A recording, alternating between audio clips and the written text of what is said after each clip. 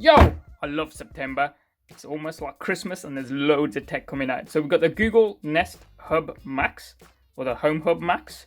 Google? Should be just called Nest, to be honest. But yeah, brand new. This is a bigger brother of the little one that came out last year, I think it was. This one's got a camera.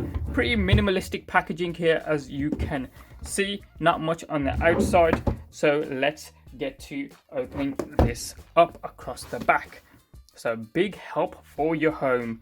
Depends what you use your home for, I guess.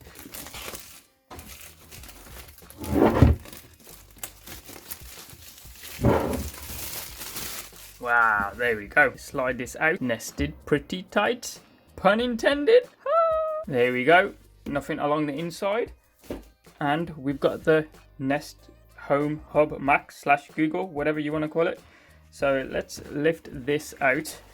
And that's pretty big compared to the old one. The old one was a 7-inch display. This one's a 10-inch display. We'll have a look at that in just one moment. Leave that to one side there. And yeah, this isn't annoying at all, is it? Quick start guide here. Basically, you plug it in, download the app, and connect it up. It's as simple as that.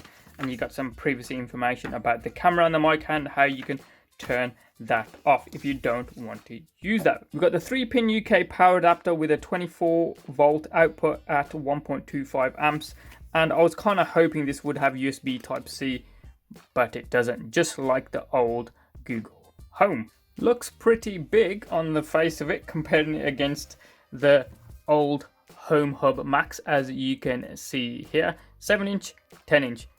Who says size doesn't matter?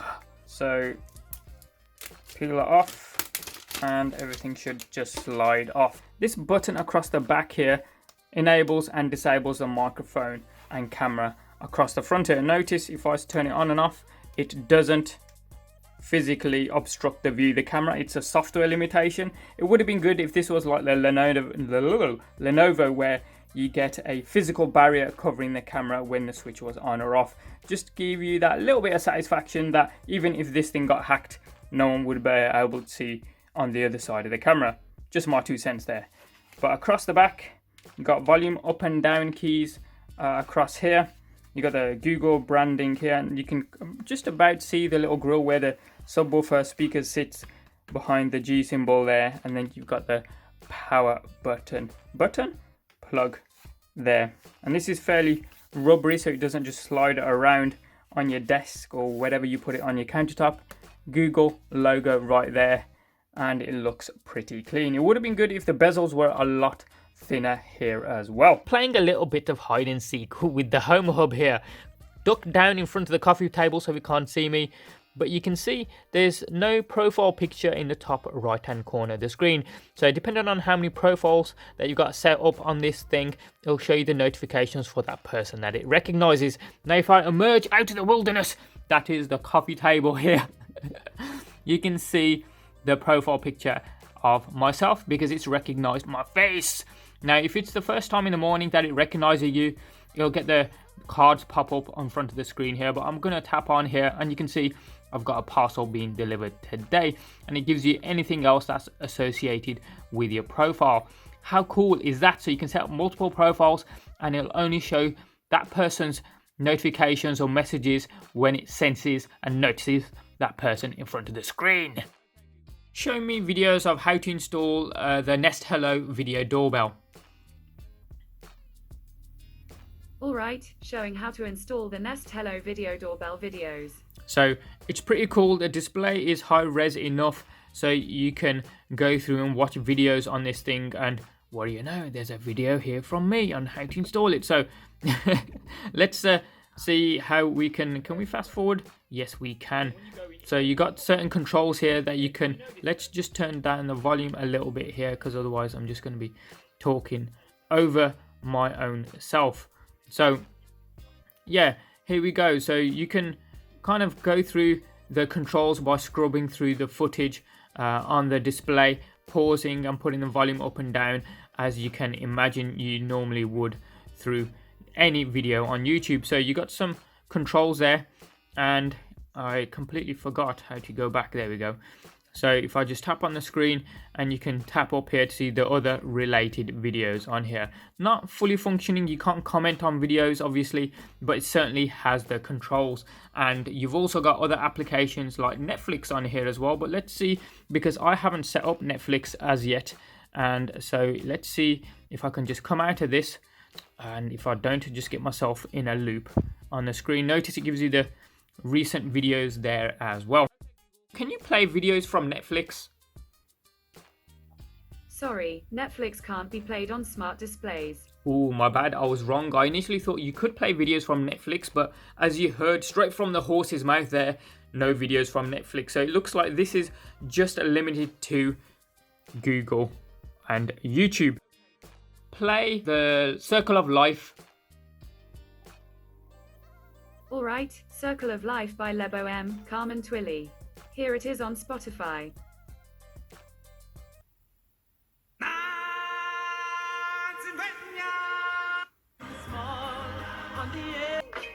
I love this.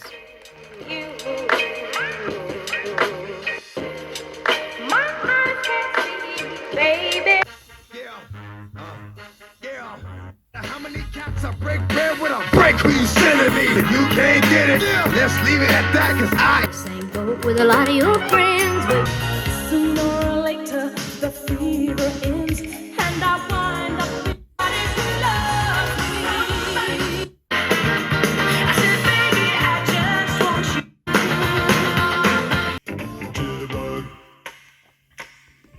you.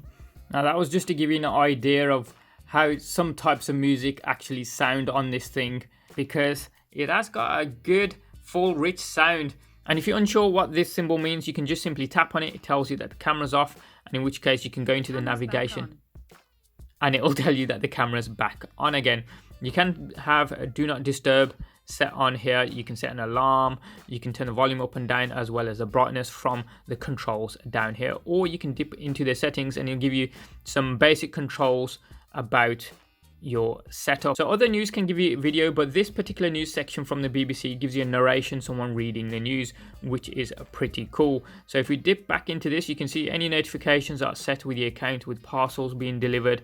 And if I click on top stories or anything from the news section here, if there's a video related to it, it will choose to show you the video from YouTube. So as you can see, this is a video from YouTube, and if I hit the next video here, this will be a different story, but it will be again from YouTube. And again, if I hit it again, this will be an additional story, but from YouTube. So not all articles will be narrated, some will be videos depending on what your options are. So if we dip back into this, we've already had a look at Spotify, and you can set up playlists so you can play those when a particular alarm goes off.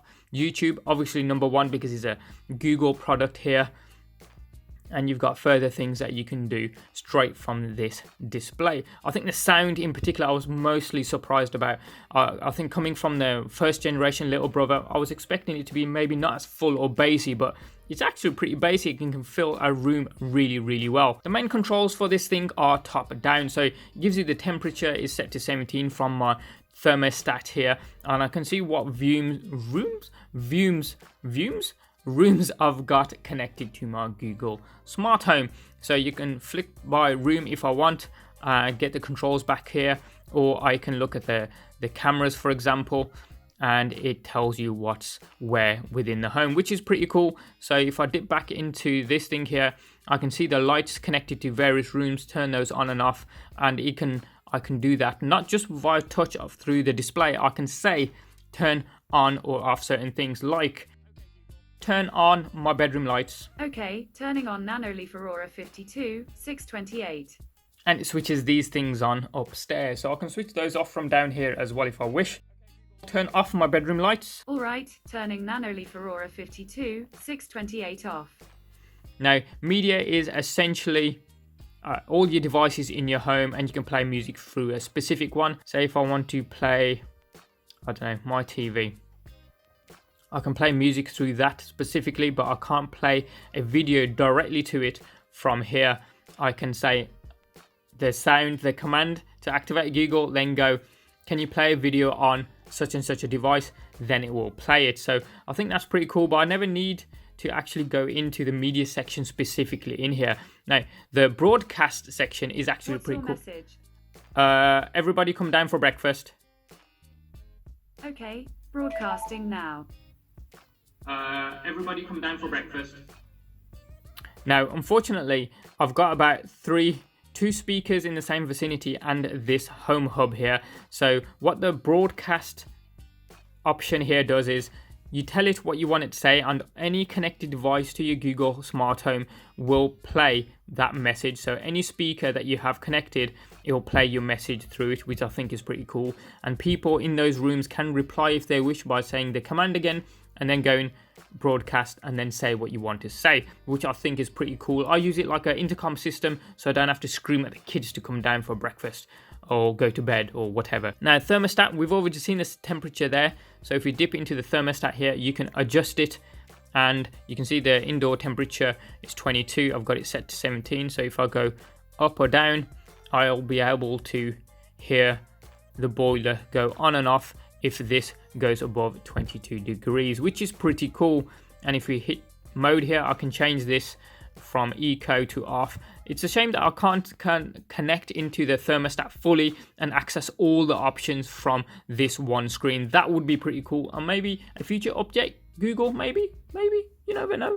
So it's not fully featured, but it definitely gives you access to most of the controls that you'd want to use for your thermostat or some of your media connected devices. The cameras on this display here, you can connect into your cameras and you can stream what's on the other side of that particular camera, and it takes a second or two to buffer in here, and boom, there you go. You should be able to hear the sound. Beautiful sunny day here, and yeah, looks pretty cool. And you can dip into other cameras there as well. And if you've got a video doorbell and someone presses it, what should happen is you should see a preview.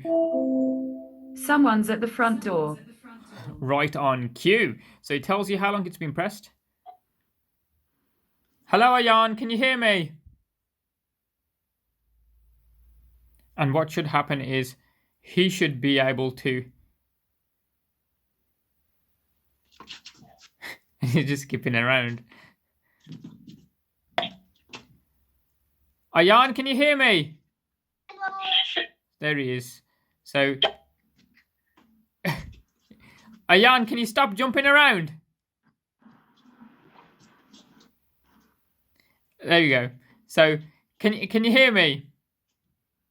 Oh, okay. Okay. So, yeah, basically when someone presses the doorbell, it goes straight away into the preview of the screen that you can see here. So if I can tap that button and it won't speak to him any longer, I can choose to ignore, or I can press the responses and it will automatically say one of these responses to him on the other side of the door. And in which case, once we're all done, once we're happy, I can hit just ignore, and that should take us back. Now, if you don't have a telephone landline, you can also use Duo. So you can't make calls from this device using Duo, but you can receive them. So you can see I'm getting a phone call in here. I'll hit accept, and you can see there's Dave. Hello, Dave. Hello. Hello. So you can see the main phone call here. You can turn the volume up and down through the controls, either through there or on the back. And if I tap on the screen here, I can make myself look bigger while Dave in the corner is the main attraction here. So we can mute. So Dave, can you hear me? That just switches off my microphone, so he should be able to hear me now. Can you hear me, Dave? Yeah. Yeah, so from here you can switch off the camera so I can't be seen, and I have yet to work out what this thing does though. I don't know what this thing actually does. So if I do make myself bigger, and then that's what she said, and then anyway, what we do is I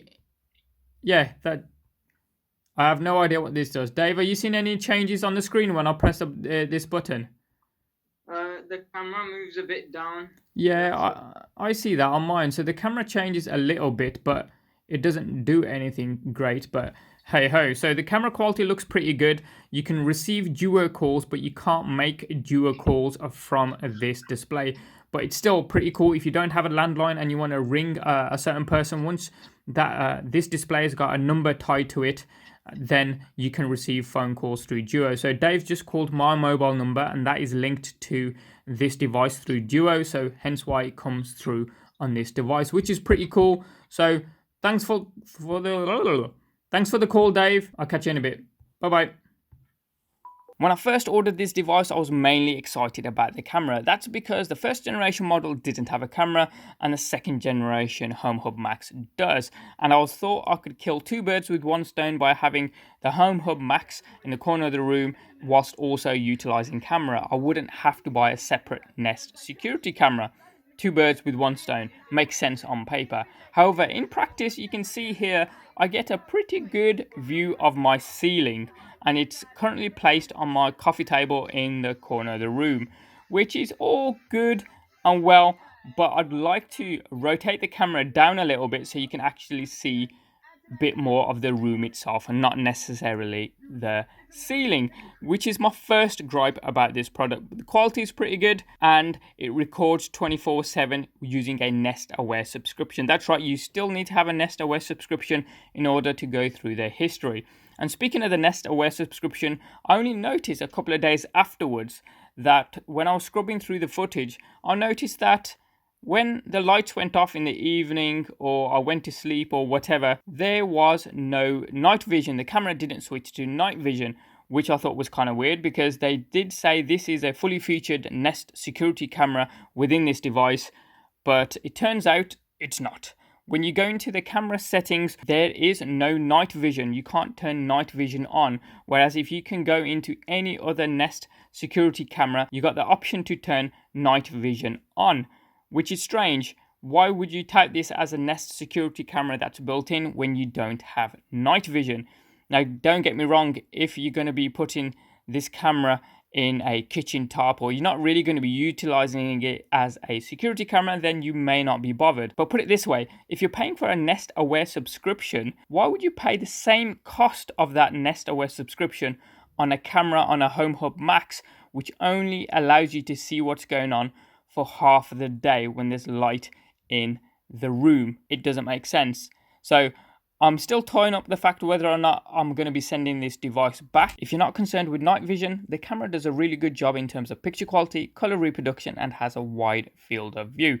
Bear in mind, if you're going to be putting this in a room that doesn't have a lot of natural light or even just lights in it, then that quality will be degraded because the camera's got less light to work with, so do bear that in mind. I've placed the Google Nest Home Hub Max on the floor here, and you can see I get a slightly better angle, although I still get a large portion of that screen display dedicated to the ceiling, which may not be an issue if you're going to be using this in terms of video consumption on a kitchen counter maybe, because you're going to be fairly close to it and you're just mainly going to be watching YouTube videos.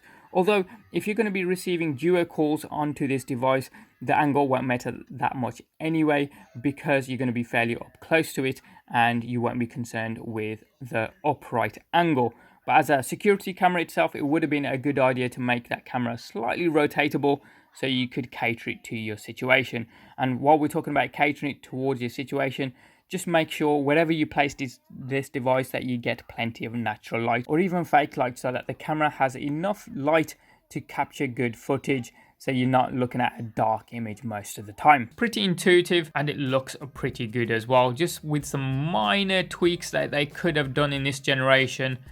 But yeah, do let me know your comments down below what you think. Are the positives outweighing the negatives, or would you still cop this one? See yous!